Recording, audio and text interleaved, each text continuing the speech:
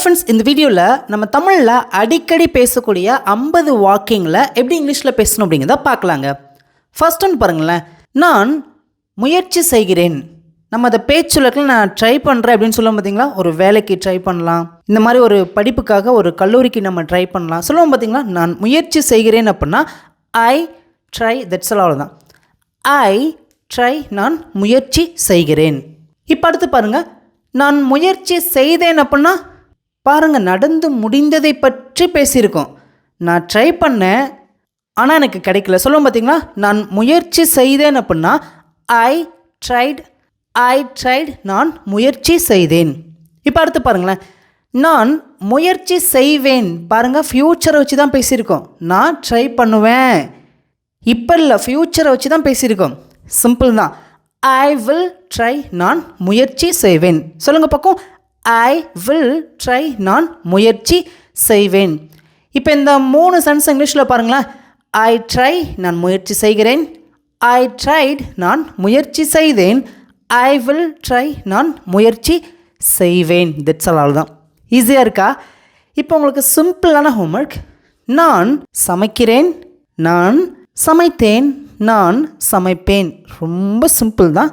ஆன்சரை காமெண்ட்டில் சொல்லிடுங்க. இப்போ அடுத்து பாருங்களேன், எனக்கு ஒரு வாய்ப்பு கொடு, எனக்கு ஒரு சான்ஸ் கொடுங்க அப்படின்னு சொல்லிட்டு கேட்பேன் பார்த்தீங்களா. சிம்பிள் தான். Give me a chance, give me a chance, எனக்கு ஒரு வாய்ப்பு கொடு. நெக்ஸ்ட் ஒன், இரவுக்கு முன் வா. நைட்டுக்கு முன்னாடி வான்னு சொல்லுவோம் பார்த்தீங்களா. இரவுக்கு முன் வா, சிம்பிள் தான். எப்படி ஆன்சர் பண்ணலாம்? Come before night, come before night, இரவுக்கு முன் வா. நெக்ஸ்ட் ஒன், வயிறு நிரம்பி விட்டது, ஃபுல்லாக சாப்பிட்டோங்க. நம்ம சொல்ல பார்த்தீங்களா, ஃபுல்லாக சாப்பிட்டேங்க, ஃபுல்லாக இருக்குது எனக்கு. சிம்பிள் தான். ஐ ஆம் ஃபுல், ஐ ஆம் ஃபுல், வயிறு நிறைஞ்சிருச்சு, எனக்கு ஃபுல்லாக இருக்குது அப்படின்னு நம்ம சொல்கிறோம். ஓகேங்களா. நெக்ஸ்ட் ஒன், அவன் அங்கே போனான். கேட்குறாங்க, அவன் எங்கே போனான்? எங்கே அவன் அங்கே போனாங்க சொல்லுவோம் பார்த்தீங்களா. அவன் அங்கே போனான் அப்படின்னா he went there, he went அப்படின்னா அவன் போனான், தேர் அப்படின்னா அங்கே. ஹி வெண்ட் தேர், அவன் அங்கே போனான். இப்போ உங்களுக்கு சிம்பிளான ஹோம்ஒர்க். அவன் அங்கே சாப்பிட்டான். சிம்பிள் தான். ஆன்சரை காமெண்ட்டில் மறக்காமல் சொல்லிடுங்க.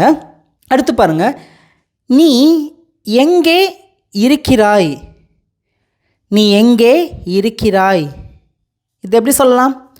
வேர் are you, where are you, நீ எங்கே இருக்கிறாய். இப்போது இதை நம்ம ப்ரெசண்ட்டில் கேட்டிருக்கோம். இப்போ அடுத்து பாருங்களேன், நீ எங்கே இருந்த எப்படி கேட்கலாம்? சிம்பிள் தான். வேர் where you, where where you, நீ எங்கே இருந்தாய். ஈஸியாக இருக்கா? இப்போது நான் ஆன்சர் பண்ணுறேன். நான் வீட்டில் இருந்தேன். சிம்பிள் தாங்க. I was at home, I was at home, நான் வீட்டில் இருந்தேன். ஈஸியாக இருக்கா? இப்போ உங்களுக்கு சிம்பிளான ஹோம்ஒர்க். நான் என் நண்பன் வீட்டில் இருந்தேன். நீங்கள் தான் ஆன்சரை காமெண்ட்டில் மறக்காமல் சொல்லணும். இந்த மாதிரி சிம்பிளான சென்டென்ஸை லேர்ன் பண்ண நல்லா ஈஸியாக நமக்கு புரிய ஆரம்பிக்கும். ஓகேங்களா? சூப்பருங்க. இப்போ அடுத்து பாருங்களேன், எனக்கு 5 நிமிடம் கொடு. எனக்கு 5 நிமிஷம் கொடுங்க, நான் அதை முடிச்சு காமிக்கிறேன்னு சொல்லுவோம் பார்த்தீங்களா. எனக்கு 5 நிமிடம் கொடு. சிம்பிள் தான். Give me 5 minutes, give me 5 minutes, எனக்கு 5 நிமிடம் கொடு. நெக்ஸ்ட் ஒன், நான் உன்னை பார்த்தேன். நான் உன்னை பார்த்தேன் எப்படி சொல்லலாம்? ஐ saw you, I saw you, நான் உன்னை பார்த்தேன். இப்போ இங்கே பாருங்களேன், நான் அவனை பார்த்தேன். இது எப்படி சொல்லலாம்? நான் அவனை பார்த்தேன். சிம்பிள் தான். ஐ சா ஹிம், ஐ சா ஹிம், நான் அவனை பார்த்தேன். இப்போ இந்த சென்ஸ் பாருங்களேன், கொஞ்சம் வித்தியாசமாக இருக்கும். அவன் என்னை பார்த்தான் எப்படி சொல்லலாம்? அவன் என்னை பார்த்தான். ஹி சா மீ, ஹி சா மீ, அவன் என்னை பார்த்தான். நல்லா கவனிங்களேன்.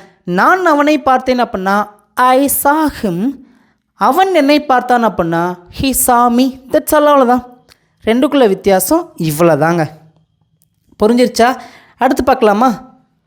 பள்ளிக்கு செல், ஸ்கூலுக்கு போ அப்படின்னு சொல்கிறோம். Go to school, go to school. வேலைக்கு போ எப்படி சொல்லலாம்? Go to work, go to work.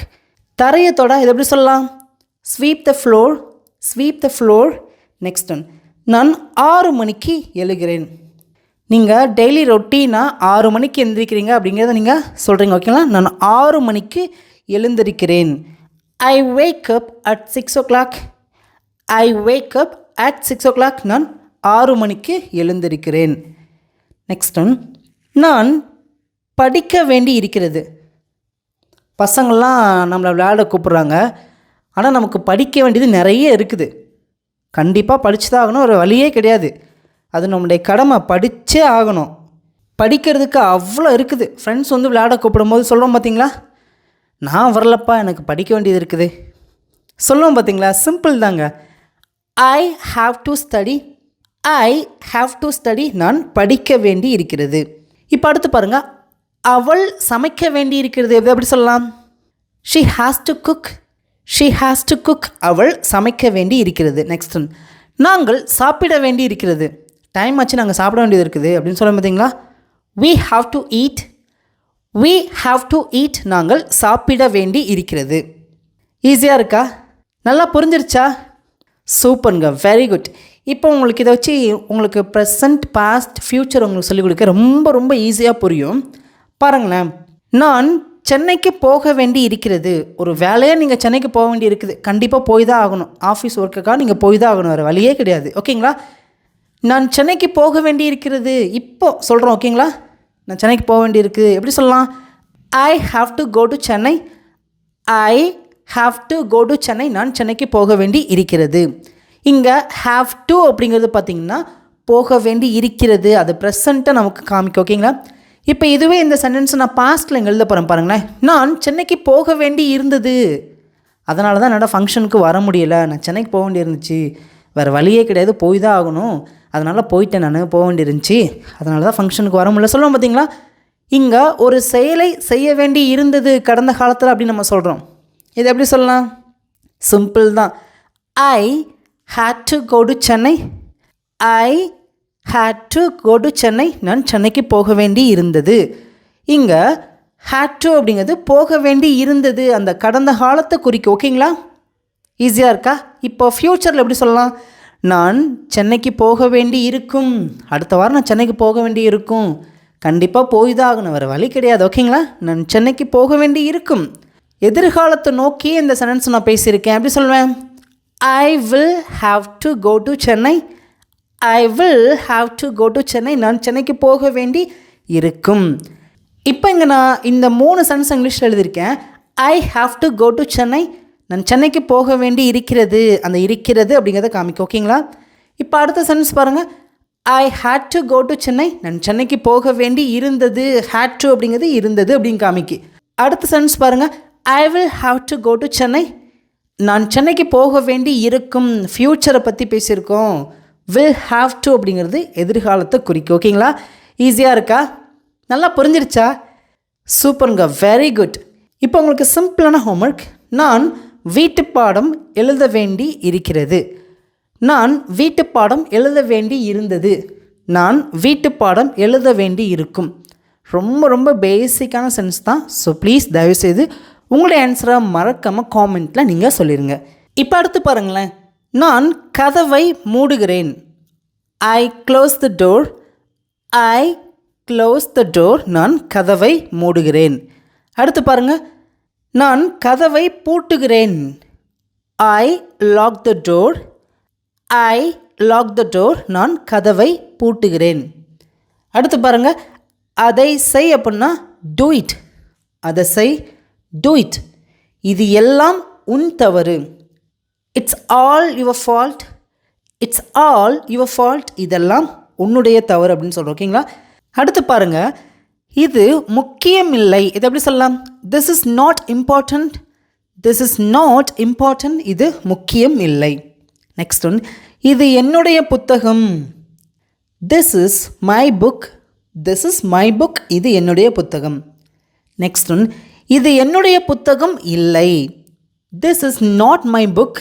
This is not my book. இது என்னுடைய புத்தகம் இல்லை. Next one. அது ஒரு பெரிய கதை. சொல்லுவோம் பார்த்தீங்களா? that is a big story. that is a big story. அது ஒரு பெரிய கதை. Next one. எனக்கு பதிலளி. எனக்கு ஆன்சர் பண்ணு அப்படின்னு சொல்லுவோம் பார்த்தீங்களா, ஆன்சர் மீ, ஆன்சர் மீ.